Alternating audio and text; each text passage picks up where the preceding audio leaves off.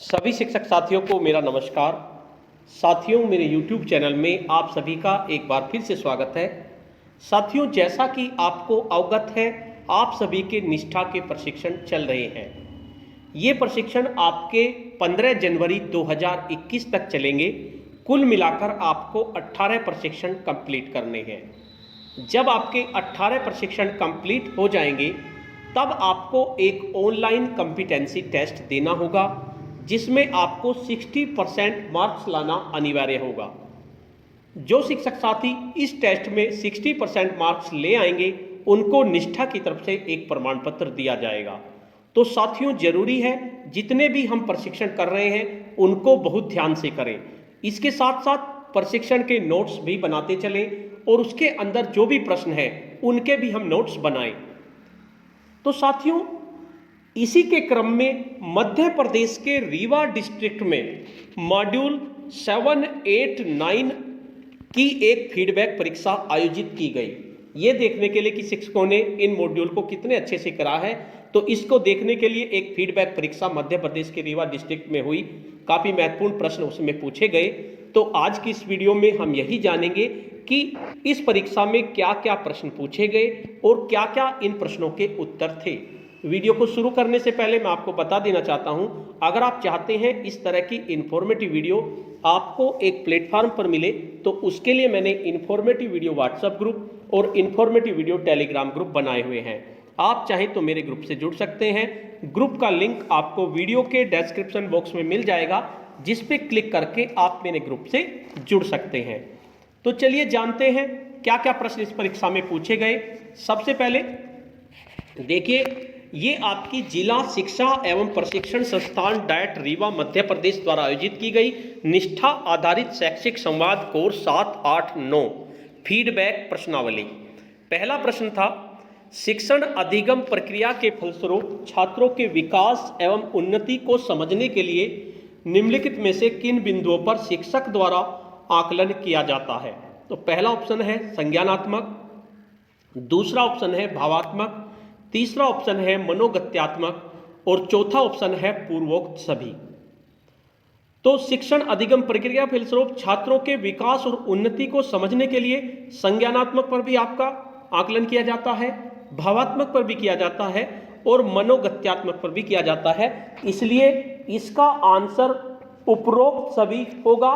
तो उपरोक्त सभी को हम क्लिक करेंगे तो उपरोक्त सभी इसका आंसर सही होगा। उसके बाद नेक्स्ट देखते हैं, अधिगम के लिए आकलन की प्रक्रिया शिक्षक कब करता है। तो साथियों, आकलन आपका कई तरह का होता है।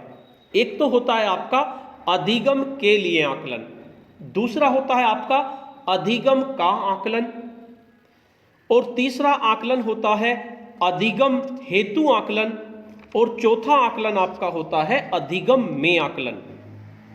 तो अधिगम के रूप में भी आकलन होता है, अधिगम में भी आकलन होता है, यानी कि assessment for learning, assessment of learning, assessment as learning, इस तरह के कई तरह के आकलन आपके होते हैं। इनको समझना जरूरी है।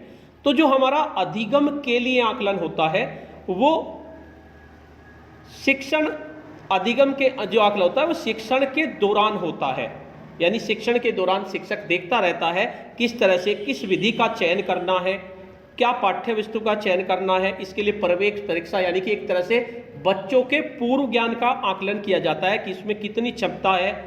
इसे निर्माणात्मक आकलन भी कहते हैं और निदानात्मक आकलन भी इसको कहते हैं। यानी इसमें शिक्षक विषय वस्तु का चयन करेगा, अध्यापन से पहले कार्य करेगा, इसमें शिक्षण विधि का चयन करेगा।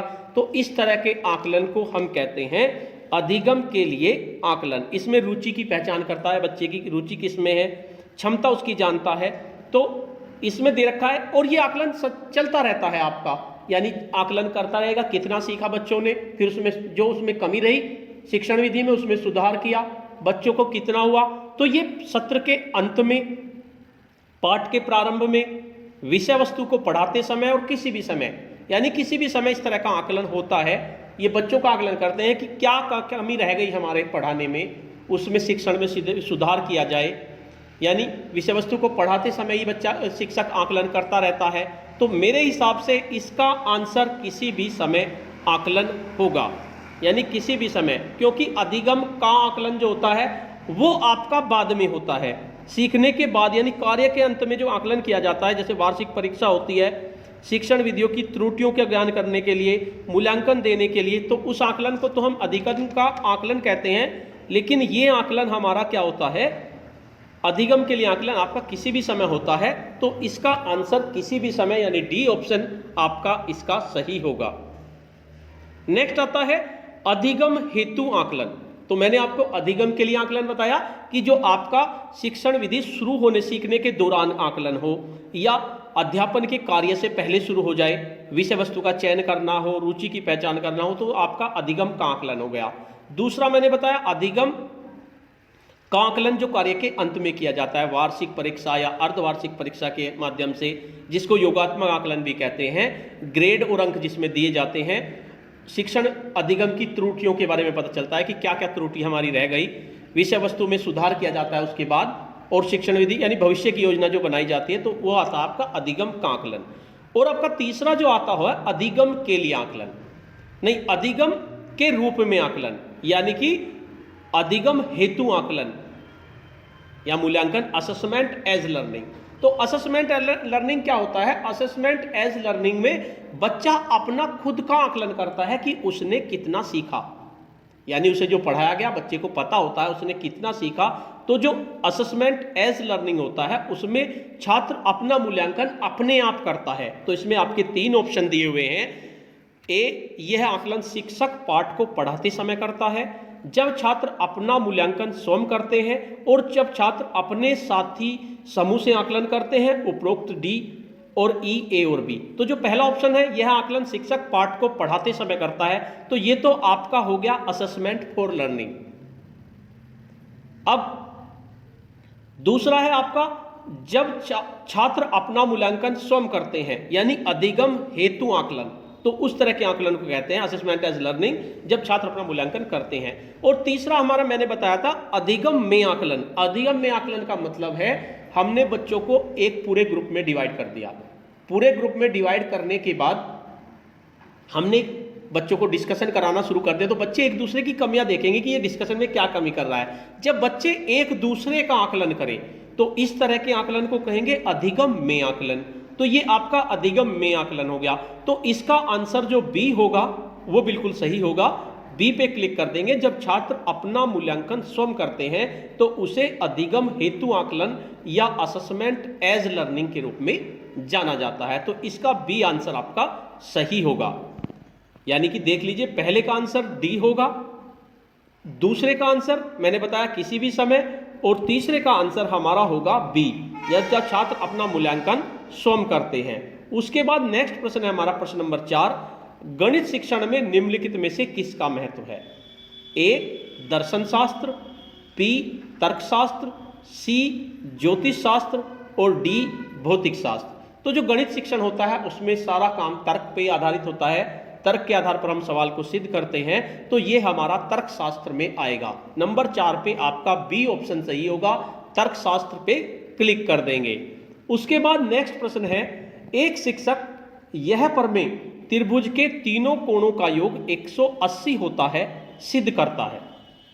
यानी शिक्षक सिद्ध करके बच्चों को बता देता है त्रिभुज के तीनों कोणों का योग 180 होता है, वह किस विधि का उपयोग कर रहा है? तो आपको 4 विधि दी हुई है, आगमन विधि, निगमन विधि, प्रयोजना विधि, डाल्टन विधि। तो इसमें प्रयोजना विधि तो बिल्कुल भी नहीं होगी, क्योंकि प्रयोजना विधि में तो क्या होता है, कोई प्रोजेक्ट दे दिया जाता है बच्चे को और बच्चा अपने आप से उस प्रोजेक्ट को हल करते हैं, तो प्रयोजना विधि तो इसका आंसर है नहीं। दूसरा डाल्टन विधि, डाल्टन विधि भी आपकी इस तरह की विधि होती है जिसमें बच्चे को स्वतंत्र छोड़ दिया जाता है, जो उसकी रुचि के सब्जेक्ट होते हैं उन्हें पढ़ने दिया जाता है, बिल्कुल स्वतंत्र कर दिया जाता है। तो डाल्टन विधि भी इसका आंसर नहीं है। अब बात आती है आगमन विधि और निगमन विधि की। आगमन विधि क्या होती है, जिसमें विशेष तथ्य और घटनाओं को के लक्षण और विश्लेषण द्वारा सामान्य नियमों और सिद्धांतों का निर्माण किया जाता है, उसे हम कहते हैं आगमन विधि। जैसे ज्ञात से अज्ञात की ओर चला जाता है, विशिष्ट से सामान्य की ओर और मूर्त से अमूर्त की ओर चला जाता है। इस विधि का प्रयोग करके बच्चों के अनुभव के आधार पर, अनुभव से शुरू करते हैं कि बच्चों का अनुभव क्या है, और निरीक्षण करते हैं और फिर सामान्य नियम पे पहुंच जाते हैं। तो ये भी आपका आगमन विधि नहीं होगा, निगमन विधि होगा योग, क्योंकि निगमन विधि के में क्या होता है, सामान्य से विशिष्ट की ओर चला जाता है। यानी पहले सामान्य नियम बता दिया बच्चे को कि त्रिभुज के तीनों कोणों का योग 180 होता है, ये एक सामान्य नियम हो गया। और उसके बाद इस नियमों की सत्यता की पहचान करनी है, इसको सिद्ध करना है। तो जितने भी सूत्र होंगे गणित में सिद्ध करने के, ये आपके निगमन विधि पर होंगे। आपने देखा भी होगा जब आपकी परीक्षा होती है तो उसमें प्रश्न भी आ जाता है कि इस सूत्र का निगमन कीजिए। अगर आपने हिंदी बोर्ड से परीक्षा दी है तो उसमें लिखता है कि त्रिभुज के तीनों कोणों का योग 180 होता है, उपरोक्त सूत्र का निगमन कीजिए। यानी कि हमने निगमन विधि का इसमें इस्तेमाल करना है, तो इसका आंसर निगमन विधि होगा। उसके बाद नेक्स्ट है आपका, गणित शिक्षण उपयोगी होता है सामाजिक विकास में, भौतिक दक्षता के विकास में, बौद्धिक विकास में और उपरोक्त सभी। तो गणित शिक्षण आपका सामाजिक विकास में भी उपयोगी होता है, भौतिक दक्षता के विकास में भी होता है और बौद्धिक विकास में भी होता है। तो इसका आंसर उपरोक्त सभी होगा। तो साथियों, इस फीडबैक प्रश्नावली में केवल 6 ही प्रश्न पूछे गए थे जो मैंने आपको बताए, और कोशिश की है सभी प्रश्नों के आंसर मैंने सही देने की। तो साथियों, आज की वीडियो में इतना ही। आपको ये वीडियो कैसी लगी? अगर आपको ये वीडियो अच्छी लगी तो इस वीडियो को लाइक कीजिए, शेयर कीजिए और वीडियो पे कमेंट्स कीजिए। और अगर आप मेरे चैनल पे नए हैं, पहली बार मेरे चैनल को देख रहे हैं, तो चैनल को सब्सक्राइब कर लीजिए और बेल के आइकन को प्रेस कर दीजिए, जिससे कि आपको नेक्स्ट वीडियो का नोटिफिकेशन मिल सके। धन्यवाद।